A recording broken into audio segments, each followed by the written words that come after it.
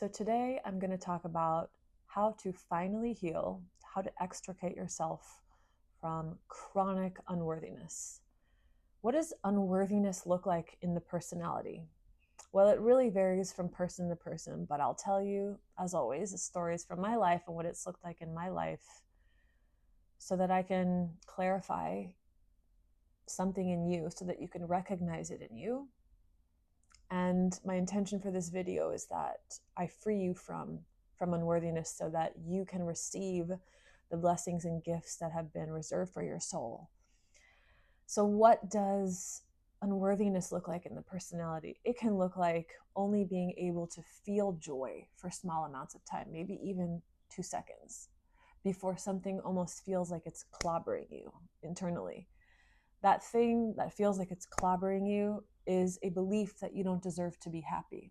If you were to stop in a moment like that and write down on a piece of paper, I don't deserve to be happy because, and you really want to know the answer, and you start automatic writing, you say, because I'm a disgusting piece of shit, because I deserve nothing, because I'm a terrible person, because I'm reactive, because I have a bad temper, right? All the things, write them all down, become aware of them.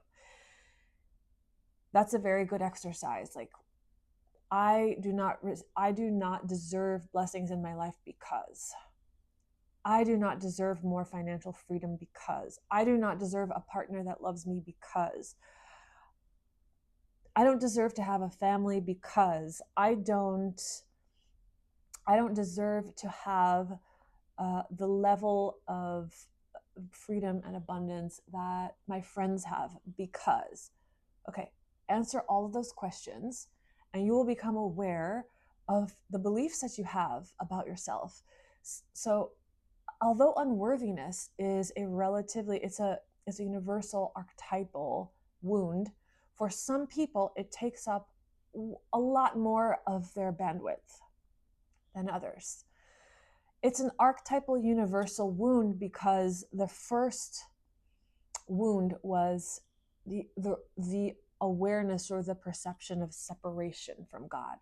Oh, Adam and Eve were in the Garden of Eden and realized they were naked, and then they felt ashamed. That's the first wound. But that shame, right, from person to person might be more or less of a player. In my life, it has literally, I want to say like a great majority, 90% of the decisions that I have made up until recently, up until a few years ago in my life, were made from a place of unworthiness. Unworthiness could look like I disassociate from my body because my emotions are so volatile and intense. I don't deserve to be here. I don't deserve to be alive because I'm too much for other people. Unworthiness can look like no matter how hard you try or how much you work to transform your consciousness, you don't see the needle moving in the area of finances or in the area of creating loving relationships in your life, whether that's friendships, whether that's an intimate partner. That feeling of like trying your hardest and still receiving nothing physical, even nothing emotional. If you were to really tune into that, if that applies to you, and if you were to really tune into that, you would realize that your internal ceiling is that really maybe you don't believe you deserve anything because you're a despicable human being, because you take responsibility as a form of generational trauma for all of the atrocities of humankind, like genocide, like rape, murder, racism, sexism, even being reactive, being volatile. If you're a woman or a man, if you're conditioned to not express your anger, especially in certain countries, if you feel angry about things that you very well should feel angry about, because why should you feel angry about them? Because if you have karma of the doormat variety, meaning you don't stand up for yourself, you take a lot of beatings, you're a masochist, you're addicted to punishment, you're addicted to drama and essentially being shit on in life, you're addicted to that, right? It's the same thing as when a patient in a hospital is flatlined and all of a sudden they start getting sassy and demanding and fiery, and the nurses know that that's a good sign. That's actually a sign of life. It's so important that we understand that karma and consciousness exists on a spectrum, and depending where you're coming from is where you need to move through, right? Maybe you're already angry all the time and you need to learn to find peace. But unworthiness here's where it will hook you. And here's where I see that it is a trickster ass emotion when it's connected to stubborn guilt. Okay? Guilt. I'm going to tell you what this looks like in my life, and what it has looked like. Let's say somebody's treating you badly, whether it's verbal abuse, whether it's maybe even being cheated on, maybe being lied to, maybe being called names, or maybe even like you're with someone who withdraws love, right? There's many ways to abuse people, and we all do it until we wake up and open our hearts and we stop doing it. But let's say you're in a situation like that, and you know that something's terribly wrong about it, so you lash out or you react. That's why I've often said in other videos that empaths can also be very volatile. People talk about the volatile narcissists and how they can borderline people and all of that. But actually, empaths have a similar thing. They exist in a different part of the spectrum because they've been often gaslighted and gaslight themselves so much that they feel that they have no stable ground to stand on. So when they know something is off, they feel so disturbed by it, but they'll gaslight themselves and pretend they don't feel it until it reaches a point where they blow a gasket. Okay? So let's say you're one of those people, like I have been in my life. Like I'll just brush something under the rug until I realize, like, wait a minute, I've been punched one too many times and I'm going to blow a gasket. The healthy way to deal with that would be to acknowledge the feelings at an earlier stage. But if I react to someone who is treating me badly, I will focus on the guilt I feel for being a bad person, not perfect, not perfectly like Jesus, perfectly non-reactive. I will focus more on the guilt side, blaming myself, than saying, oh, you know what? That was a mistake, but at least I stood up for myself, right? In my life, I have manifested all kinds of illnesses in the throat. I was born with a tongue tie. I don't know if you guys know what that is, but like to me, that's a manifestation that like I wasn't speaking up. And after like a few years of observing really disturbing things in the world and like learning to disassociate into my imagination and the astral world, my body started to get really sick. So that's a form of unworthiness, disassociating from your body. If you were taught that saying something is going to get you in trouble, then all you can do is escape when you're a child. And it is a form of unworthiness to decide not to occupy the body. And a deeper than childhood, a past life or collective past life reason for disassociating is because you believe that your emotions are unacceptable, especially if you're a woman. Now, this doesn't only apply to women. Again, this applies to everyone, especially who lives in a country that's conditioned to suppress, like England, like many places. But suppressing that emotional energy is a really intense form of unworthiness. In my life, unworthiness has looked like starving myself. Not only when I had an eating disorder, I haven't had an eating disorder for a long time, but even just recently, I started adding like butter to my diet, like things that I have apparently always needed that have in a matter of 48 hours, like completely changed my life. But I was stubbornly refusing to add anything new into my diet. That's a form of unworthiness.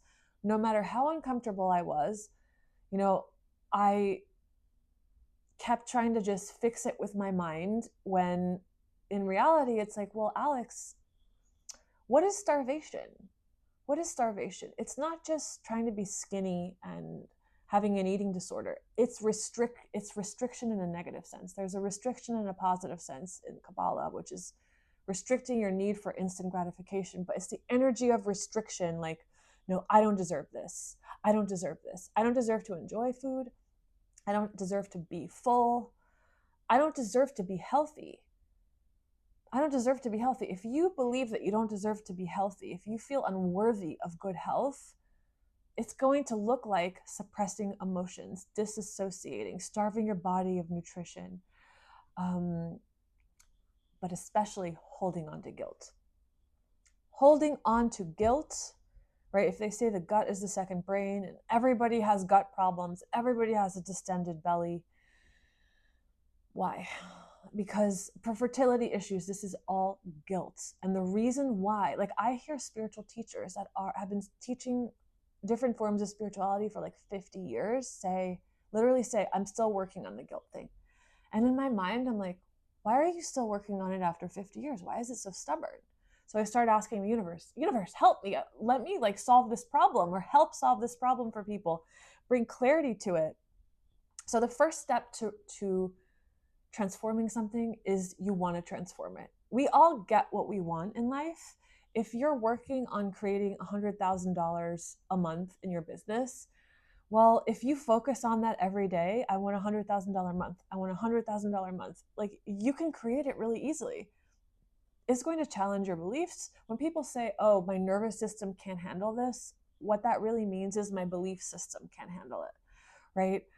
Maybe the feeling of receiving a lot of money energizes you and you feel like spending it the next day. It's like when people that have chronic fatigue, they'll feel good one day and then they'll like do too much exercise because they received $1 million deposit and they spent it the same day. So that's another form of unworthiness. It's why do we cash the entire check the same day?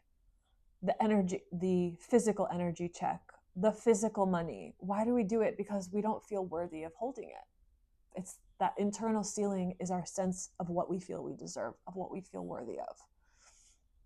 So if you want $100,000 a month and you focus on it, and you focus on it and you focus on it, you'll create it. You have to, if you really want to heal something, do it one by one. Start with unworthiness, because if you start there, that will make everything so much easier. If you put it in the forefront of your mind and become one pointed in your consciousness and say, universe, talk out loud to the universe, I want to heal my sense of unworthiness. I want to feel worthy to receive. I want to walk as someone who is worthy to receive. I am literally a vessel of the light. If you are not receiving, you are not fulfilling your purpose for being. Your purpose for being, in addition to realizing the self, realizing that you're God, realizing that you're pure love, right? It's also receiving everything else in the physical sense, because that love wants to extend itself into a partnership, into children, into investments that can help the world. And more people with good hearts need money, for God's sake. Like, aren't you tired of a world where a lot of what is dominating the economy is not the best intentions, even in the spiritual economy, even in the spiritual community? I see so much of it as being the same exact world, just with more interesting topics, the way people try to sell things to you and all this stuff, which sales is not a bad thing. But you get what you want.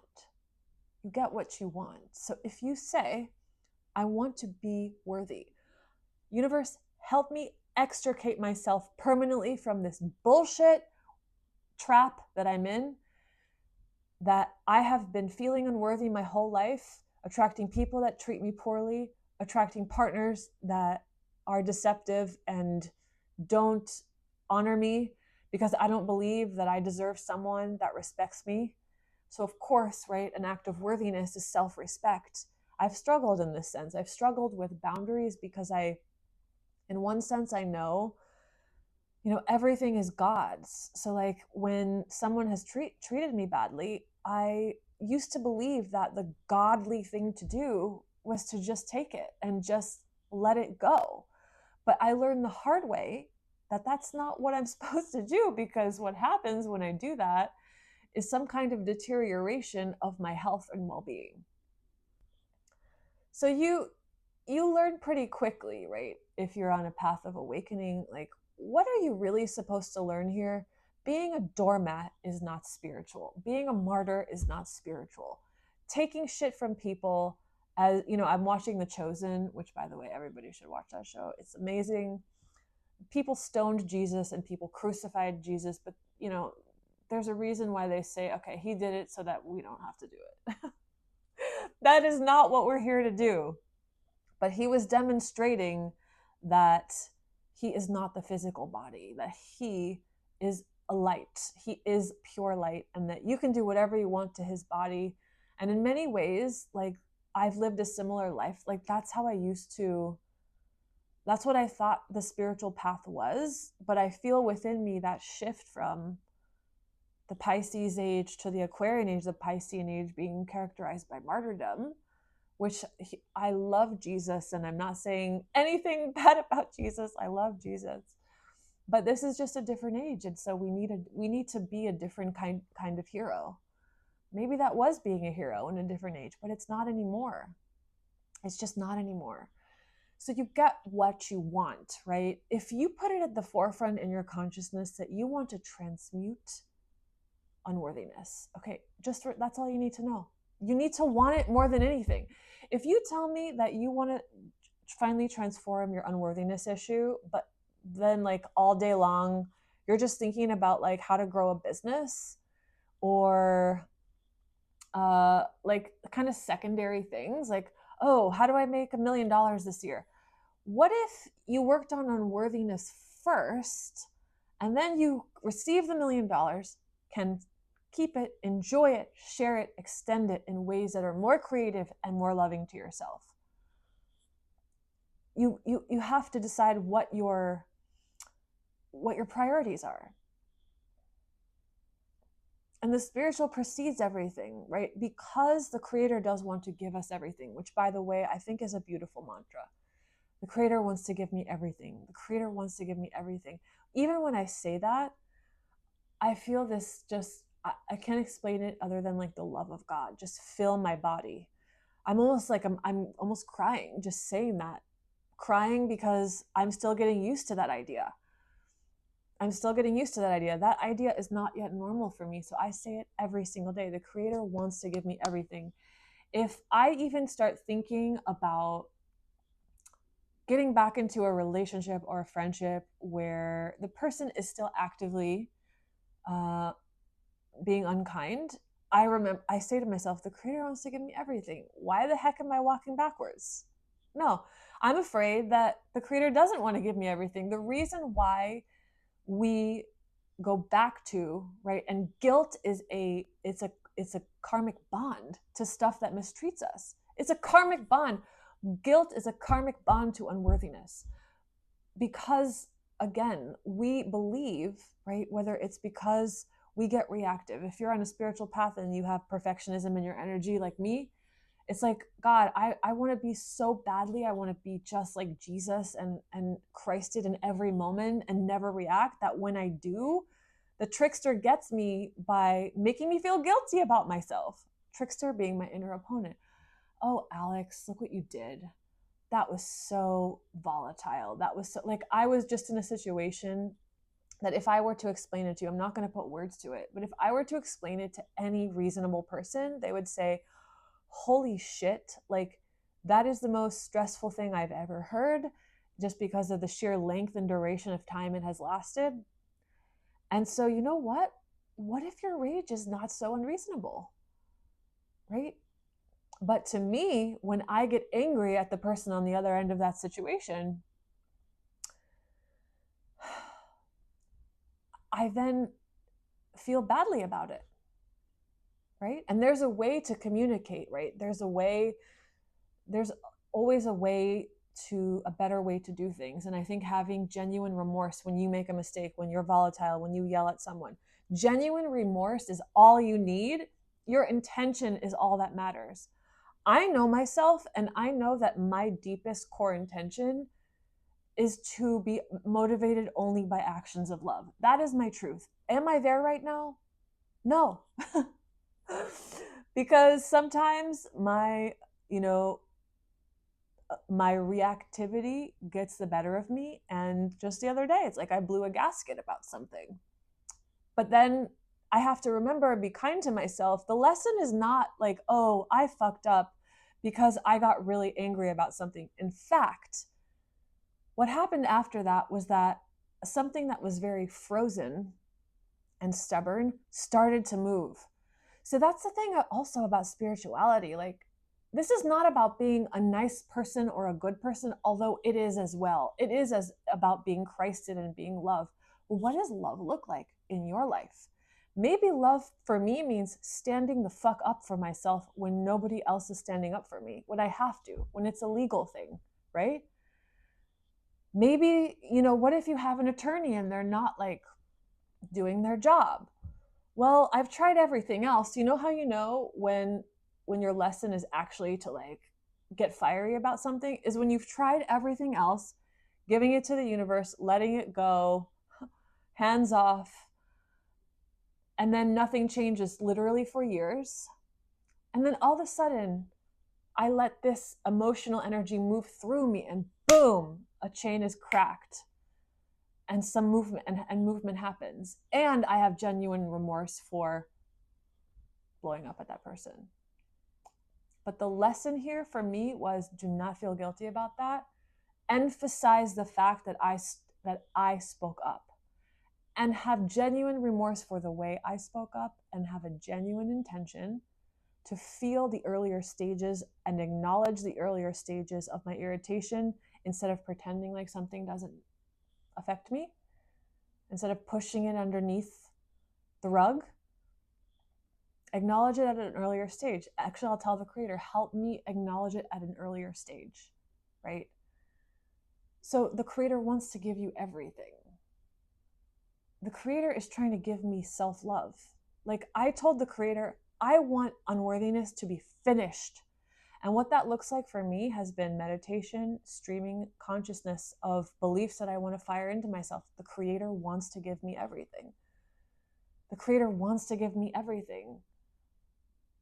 I don't need to settle for anything. And when I say settle, I mean, I don't need to, in a state of fear or loneliness, reach back out to a person or people or situations or connect myself to chaos in order to feel like something is moving in my life. That's a symptom of unworthiness.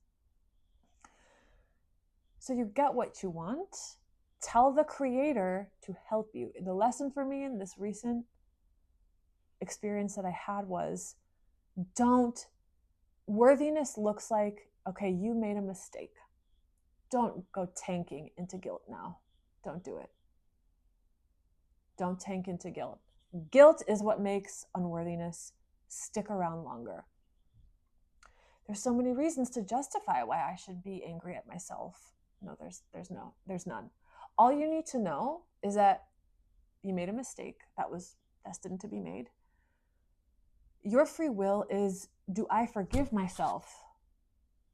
Do I forgive myself? And do I have genuine remorse? Genuine remorse. Like, that can't be faked. Genuine remorse is or it isn't, right? Do I have genuine remorse, and do I have really the genuine intention to ask the creator to help me live more consciously?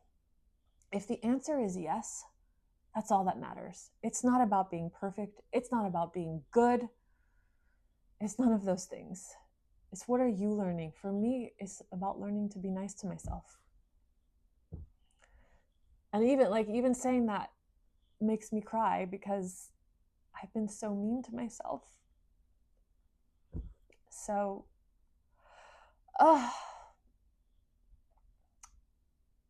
it's hard when you come from like doormat kind of karma, when you're really empathic and you really care about people, but you have really intense unworthiness. That's like a major short circuit in your energy because it can't reach the root chakra. Your vital life force, the God energy, cannot express into your physical presence, into your physical life, until you transmute unworthiness, which is at the bottom of your psyche, which is in your root chakra, and guilt is in your second chakra. It's a short circuit. If I don't learn how to love myself, if I don't learn that everything is a co-creation, that mistake I made, the person attracted it from me, that's not an excuse of your ego to go be an asshole to everyone, right? But you know who you are inside. Like if you there's a difference between someone who's like on a narcissistic bender, just like stepping on everyone and not caring, versus like you struggling with your emotions, like, and like reacting sometimes, and you having a genuine desire to transmute that it's the intention. Again, it's the intention that matters. So bottom line, self-kindness, self-forgiveness, no need for perfection. No need for perfection. If you showed up today and were just like 1% kinder to yourself, you will have fulfilled a gargantuan feat. Like, that's good enough. It's good enough. We're all human, and we all learn from living, and from living in contrast, from doing things unconsciously sometimes. And don't have as your goal, although I will have to say, I do have a goal to perfect my soul and to only be motivated by love. And I have to be okay with the fact that I'm not there right now. I'm not there right now. Sometimes I get angry. Sometimes I get lonely. I don't feel whole 24/7. Okay, that's okay. But as soon as I dip into that, it's funny that people call that tanking. Oh, don't let yourself tank. In the therapy that I do with people, it's called, the deepest level of the psyche is called a tank, which creates all your medical issues. When I do dip into those states, I immediately tell myself, the Creator wants to give me everything. The Creator wants to give me everything. Why am I tanking? Why am I saturating? Why am I bathing in this tank of self-loathing and feeling sorry for myself and worry? Why am I doing this to myself? Is this what a worthy person would do? A worthy person would feel, would remember, right? Okay, things may look a certain way to the conditioned mind. I may not have the children that I always wanted. You know, for some people, it's I may not have the money, the business right now, but it's my choice of how I feel about myself. It's absolutely 100% my choice. And I have honestly come to the place where me and my soul and spirit is all I need to fulfill me. And everything else is just a bonus. Everything else is just a bonus. So you get what you want. Again, I said it a million times. If you honestly want to heal something, put it at the forefront of your consciousness. Be one-pointed in your consciousness. Focus. Tell the universe. Say it out loud. Help me transform this. What do I need to see? Do I need to forgive myself? Do I need to forgive others? Do I need to feed myself differently? Maybe write it on a piece of paper. Creator, what do I need to do to embody worthiness more? Just start making a list, channeling a list. And don't worry, the Creator will show you on a moment-to-moment basis and bring you some experiences to help you clarify the things that you need to learn and anchor into your nervous system, which is really your belief system. So I hope this is helpful, and I hope you have a beautiful day.